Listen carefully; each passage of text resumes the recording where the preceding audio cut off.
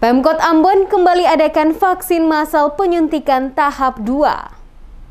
Pemerintah Kota Ambon atau Pemkot Ambon lewat Dinas Kesehatan kembali menggelar vaksinasi penyuntikan tahap 2 dan juga vaksin perdana kepada anak usia 12 tahun hingga 17 tahun. Serta vaksinasi tahap ketiga untuk tenaga kesehatan di Kompleks Taman Patimura, Kota Ambon. Pantauan tim Demes Media Group di lokasi yang dijadikan tempat vaksinasi massal untuk penyuntikan tahap 2. Bagi warga Kota Ambon pada Rabu 18 Agustus 2021, terlihat puluhan warga kota antusias datang untuk melakukan penyuntikan vaksinasi tahap kedua yang diselenggarakan oleh Pemkot Ambon untuk kesekian kalinya. Selain vaksinasi tahap 2 yang disuntikan kepada warga yang telah menjalani vaksinasi tahap pertama, terlihat juga beberapa anak usia 17 sampai 18 tahun datang untuk menjalani vaksinasi di tempat yang sama. Beberapa anak usia 12 sampai dengan 17 tahun yang datang untuk menjalani vaksinasi tahap pertama di Taman Patimura ini,